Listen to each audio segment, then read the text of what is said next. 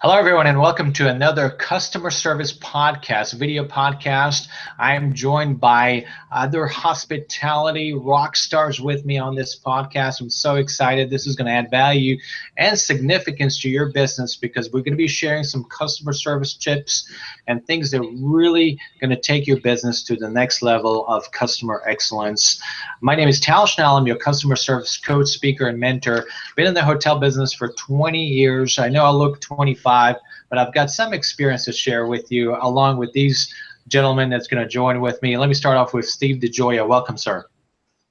Hi, Tal. How are you? Good afternoon, sir. Good. Great to see you. Same here. Thank you. I'm not sure links know this time. That was my next question, but I decided to kind of give this up. So, but we're glad to have you. Steve is an amazing hospitality guy. He's been a trainer and a speaker, and also doing both the hospitality restaurant side, right, and then the hotel side. He's got an amazing experience. Some of you guys have watched our previous shows, and between all of us, we can probably spend 5 to 6 hours just talking about hospitality and service. But he's an amazing guy. Hopefully we'll see him here in Texas soon so you can enjoy the sun and the warm weather. But Steve, welcome, and thank you so much for joining us today. It's my pleasure, and it's great to be here with our special guest too. Special guest is Todd Nofall and Not Falls, and he is with us. We're so excited to have him. He has been a hospitality leader extraordinaire. And tell us about your experience a little bit. And we're really, I think our audience will gain so much value from your experience. And I know you're very passionate about customer service as you're in social media, and we're excited to have you. So talk to us, Todd. Well, Tal and Steve, thank you very much for having me. It's a great honor to be here with you guys today. Very much like both of you, I've worked in the industry for about 20 years, give or take. I started out in room service, third shift room service server. And I mention that only because, we all just didn't become general managers. We all have a wealth of experience. We bring a wealth of knowledge to the table. So when either one of us are talking about customer service, we're speaking from actual examples. And I have about 21 years of it. That's great. I was going to say a third shift overnight room service is always an interesting shift. No doubt about it. That could be dedicated its own podcast for sure. There you go. Probably write a book about that one too. So, well, it's great, and you've been around in the food and beverage world and the room side, so great experience. I'm a firm believer, just like Todd did, that experience is very valuable. I mean, of course, there are tons of literature out there about customer service and excellence and hospitality, but when you're thinking about the experience, which this is what we're going to be talking about today too, on 3 points I'll be sharing with you, the experience is valuable because it's almost like driving. If you want to learn about how to drive, you really got to get out there in the road and learn the ropes. But in today's topic, we're going to be sharing about how can we still personalize service in today's advanced technological age. And then the second topic would be how online travel agents, whether they're helping or hurting occupancy and the guest experience. So we're going to be sharing some examples, all three of us here, especially Todd, and then comparing yesterday's technology versus today, and which one is better for the customer and our organization. So, gentlemen, let's kick it off. Todd, talk to us about personal service in today's technological world. I know you come from the obviously one of the top leading brand, which is Hilton.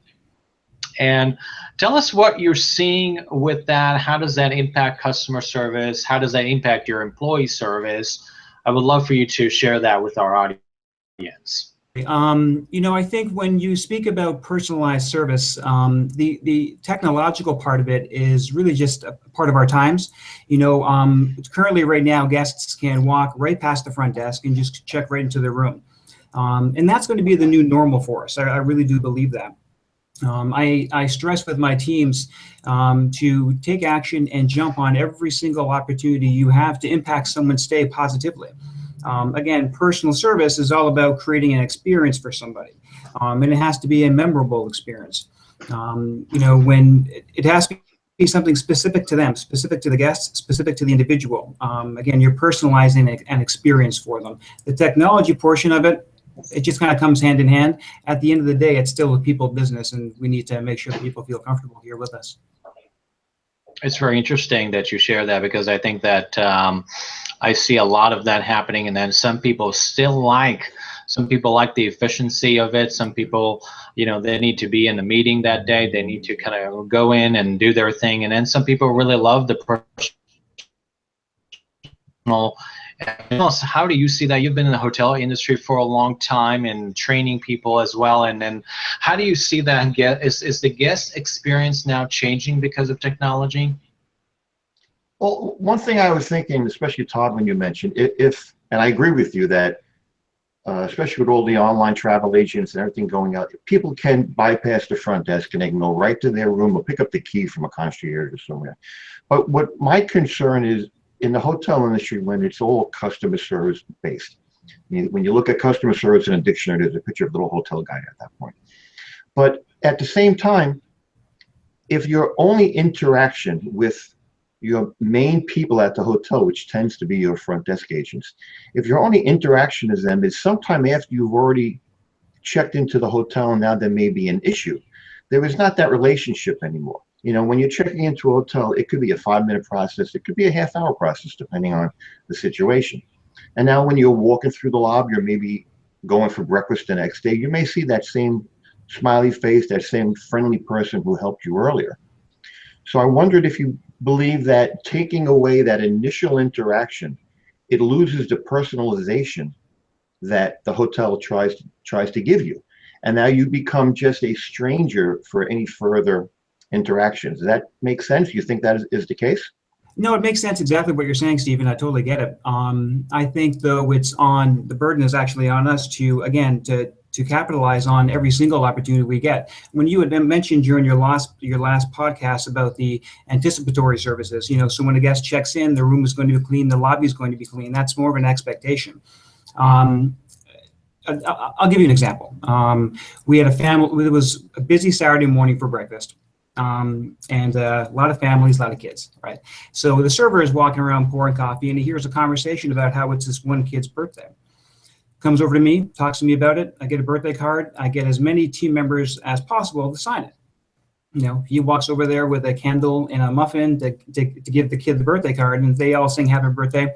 The parents were really touched by it. It was a bit emotional for them. There were some other things going on, but it's that moment right there, and it's things like that. It's creating a memory, creating an experience. It's no longer just being the fastest person to check you in.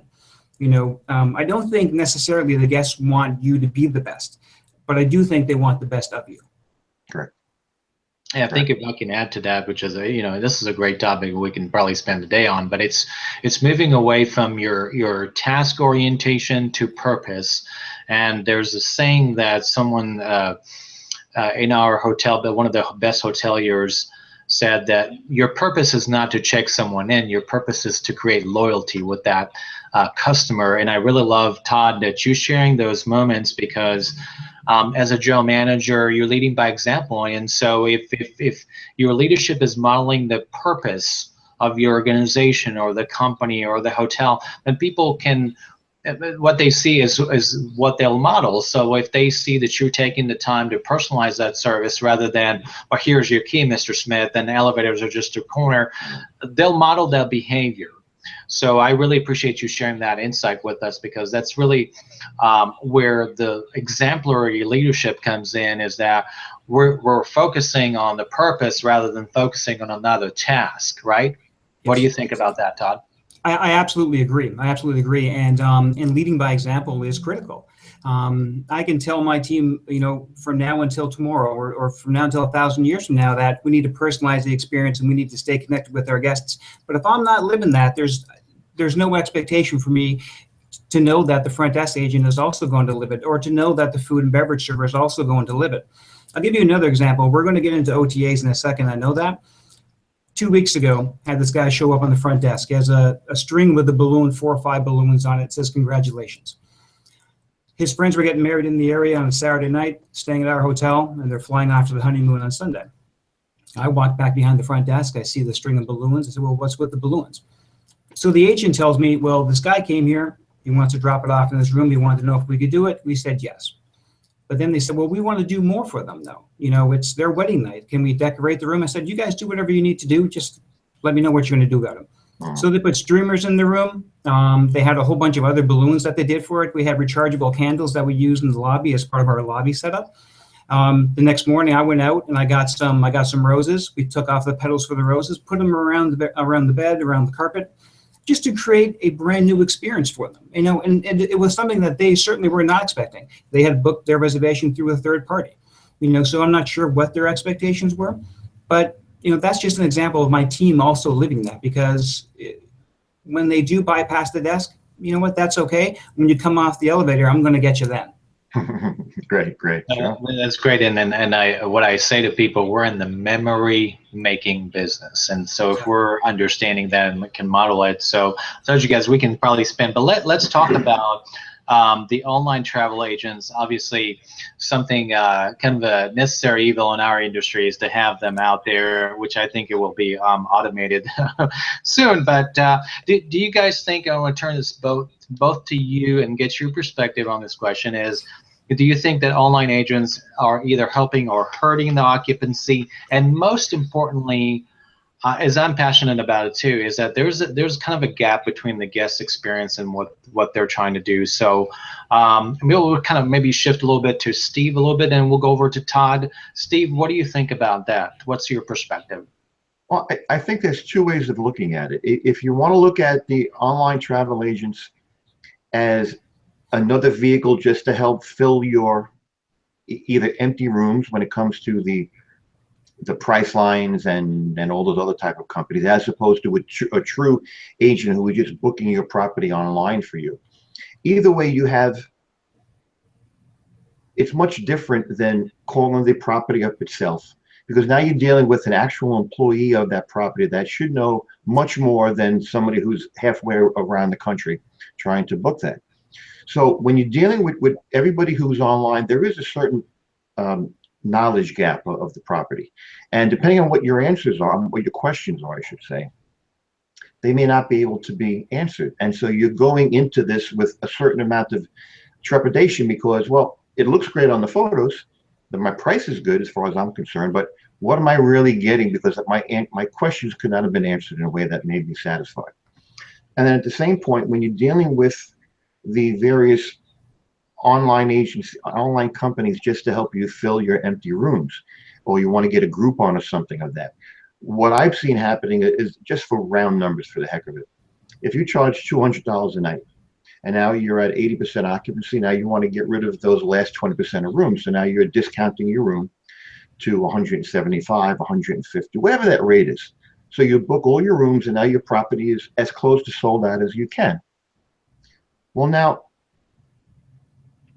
what clientele is coming to the property? If you're a 3-star, 4-star, 5-star property, or anywhere in between, if your client base is such that they can afford your rates, or even if you're paying $300, $400, $500 a night, and now you are discounting your rates just to fulfill occupancy goals, your clientele that's coming to your property may be very different than the existing clientele that is there. So your repeat business, your repeat customers may look at the property as being changing. And potentially changing for the worst. It could be changing for the best as well. So I'm one that I don't really like the idea of discounting for the sake of putting heads in beds. I would discount it on an existing client who was in there, an existing guest, and maybe giving them a discount and provide additional value for something else, even if you gave them another night at a discounted rate. But I am not a big fan of just dealing with someone off-site to either fill your rooms or to give a discounted rate, because I think that diminishes the product at some level. Especially if you want to keep your level as high as you possibly can. You know, we all expect that our employees will keep the standards high, but the people that walk in your door are our partners, and they have to maintain our expectation just like we have to maintain and fulfill their expectations as well.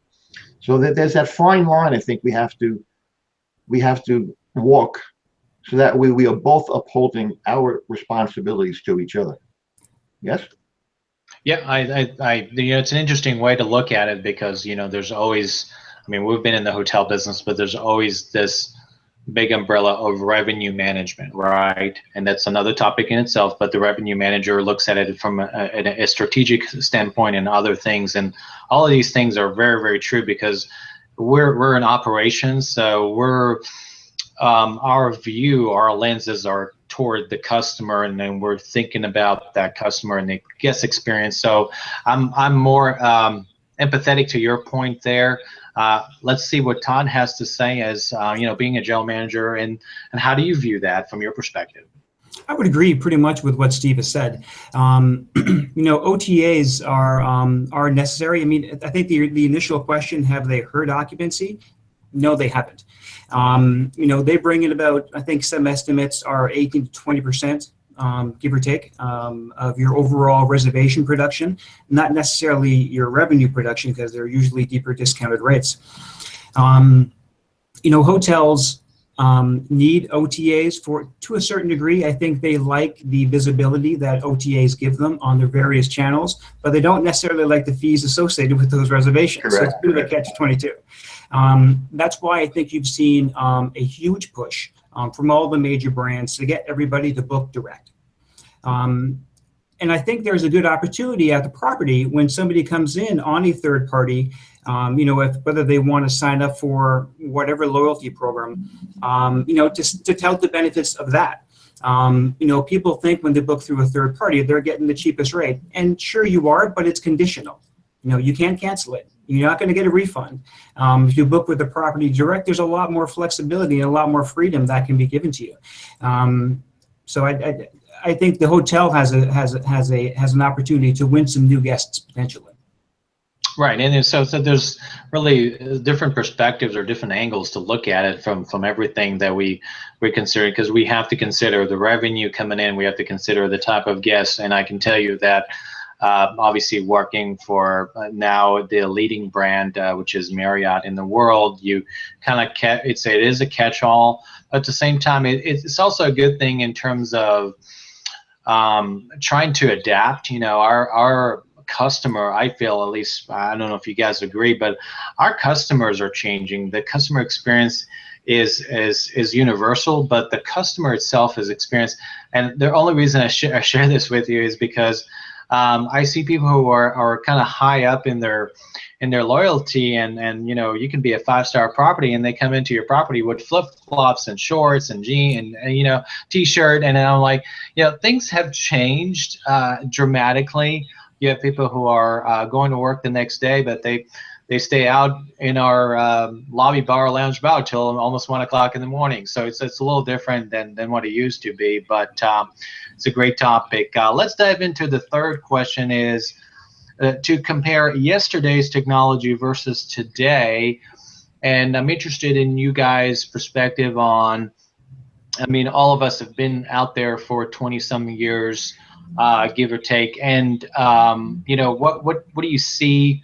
Maybe there's some positive things that you're seeing, and what's some of the opportunities really on how we can channel it differently? Because what I'm noticing is that we're all learning in the process. I mean, we're learning what works, what doesn't work, what resonates with people, and there's a lot of learning to be done. So let's start off kind of like we did earlier. Just Steve, dive into this question for me. Well, I think you especially you, Tal, you know me well enough that as you mentioned before, my love and my focus will always be on the customer, on the front of the house side of it. And technology is great. And even if we didn't necessarily want to use the technology, today's generation of travelers, just like our kids with their 2 thumbs, are the biggest muscle in their body right now because of how they're using the cell phone technology. They're expecting it to be used. Just as someone who is at a certain age bracket, they're expecting a certain experience when they go out to eat or go out to a hotel or any retail business.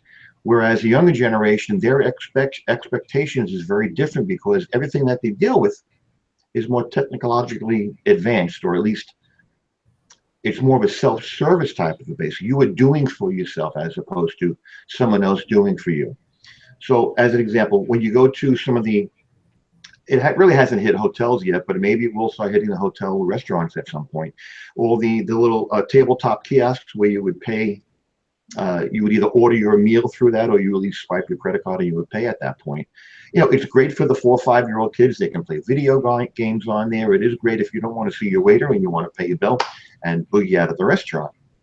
But my concern is, and my fear is, once we are taking away the responsibility to have that one-on-one interaction with your guest, whether it's a check-in process or it is a credit card payment transaction in a restaurant, how can we continually reinforce the expectations of service and what the various steps of service are for that waiter, that bartender, that busser, or food runner, if half of their experience is not even with the customer because they're taking care of certain parts of their expectation of their transaction. So now when that table leaves, those two 25-year-olds leave, now you get a husband and wife that have been married for 30 years that they want to come, they want to dine, even though if it's just for a hamburger and French fries. They are expecting that service. So that same waiter that is brought up in a more of a transactional type of a situation as opposed to a service situation, how can he or she do the same job and provide the same level of service expectation to that type of clientele? Now that's going to happen no matter what, because we have two different mindsets. But at some point, my fear is that what has traditionally been considered high-end hotel, high-end restaurant service will naturally diminish because of how technology has allowed us to take away the service side of it. Now, there's great parts of it as well, which I know Todd will be able to mention now on, but that will always be my focus and always be my fear as someone who's trained service aspects for my entire life. So that's my take on it. Oh, that's great. And I think as I was listening to you, I think there's a couple of points there too, is that, the reality of it, and this is the key word, reality, is that technology is embraced, and technology is part of what businesses should embrace and everyone should embrace, is the technology aspect of it. But never take the other extreme of it. Just because technology exists doesn't mean you get rid of service. And that's what I heard you say, is that yes, it's there, but it's more of an opportunity. It's kind of like the airlines. You go to the airport and you got the mobile check-in, which is nice.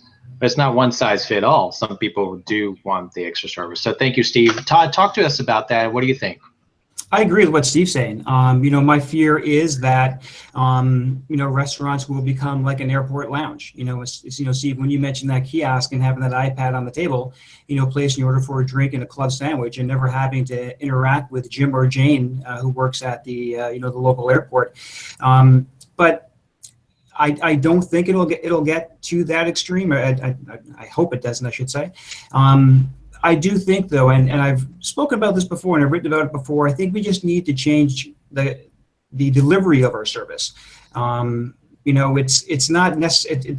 It's no longer going to be white glove. Some places will still have it. I mean, when you walk into a Ritz-Carlton, you're going to know you're in a Ritz-Carlton, no doubt about it. And when you're in a Michelin restaurant, you're going to know it. But that's no longer the norm. I think when we cater to the individual, cater to their individual experiences, and making their enjoyment of the environment specific to them, I think that's what we have to focus on more than just a general idea of service.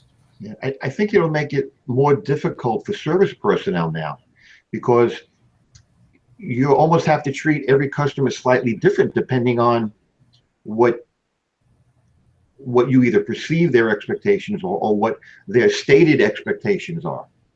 And we're, as opposed to, at some point you can train skills and they take their talent and you do it to a certain length of time, it becomes second nature.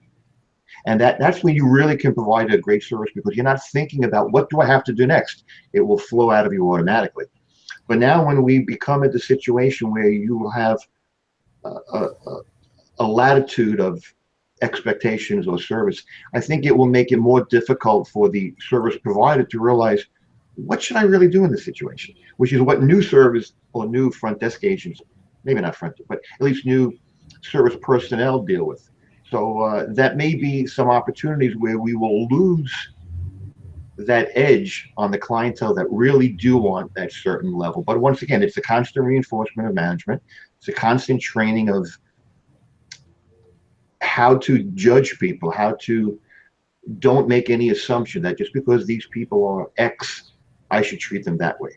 I always look at it, go into it with your highest expectation and modify your actions based upon your reading of your customer. And I think that might be a little bit more difficult to do, but as you said, it's not impossible, but we have to keep it going no matter what. And that's great, because I've noticed something in my hotel, and that is, even though they are opting for mobile check-in experience, they want the customer experience. It may be quick, it may be something that they did already online, but it's one of those things that one size doesn't fit all. I know people are just in a hurry, they want to grab that key and go, but then I think majority of people still want that personal level of experience. And I mean, you see that everywhere, where technology is not to get rid of that. You know, people still expect it in every interaction. People want more than that click of, I mean, you go to Amazon, you still want that experience, even though you're clicking on different things. You still want that experience as a brand. So I really thank you both for sharing your feedback on these wonderful topics. I think those are things that are very important to customer service brand and industries out there, and I think many people who are going to be watching this are going to gain value from it, because all of us are trying to improve and get better and make our operations and brands stand out. I always say it is the people are going to make the difference. You can have the nicest bed, but if it doesn't no good if you don't have great service. And thank you, Todd, for sharing those personal stories. Really resonate, and I think it will resonate with our audience, of how people go above and beyond to create a memory. So Todd, thank you so much for sharing those stories with us. Well, Tal, it's my pleasure. Thank you very much for having me. And Steve, thank you again. You're very welcome. All right. I'm sorry, Todd, you have a website you want to promote so people can follow you as well? Well, you know, on Twitter, of course, at Todd M. Noftel. You can find me on LinkedIn. If you haven't seen some of my posts, I'm sure it'll probably come across your inbox at some point. But yeah, I'm on Twitter and LinkedIn, Steve. Thank you for that. You're very welcome. Well, it's great. It seems like both of you guys are embracing technology out there with the social media, so that's wonderful. Begrudgingly so, yes, correct. Well, we'll get there. We'll get there. We're doing a lot. Steve, tell us where people can find you as well, sir. Oh, you can find me on my website, stevedegioia.com. That's digioia.com. And up on the top right, you'll see a link to my blog. That's where most of my time is spent. So I write weekly articles on customer service, management, and leadership topics. And you can sign up to have the newsletter sent to you. And I welcome anybody that wants to partake in the information I put out. And same thing with Tal. We have a great group of people here, and I would recommend connecting with all of us. And we can all share and learn from each other as well. That's great. You know, this is all about value and creating value. So we're committed to your excellence and your development. So you'll see more videos coming up.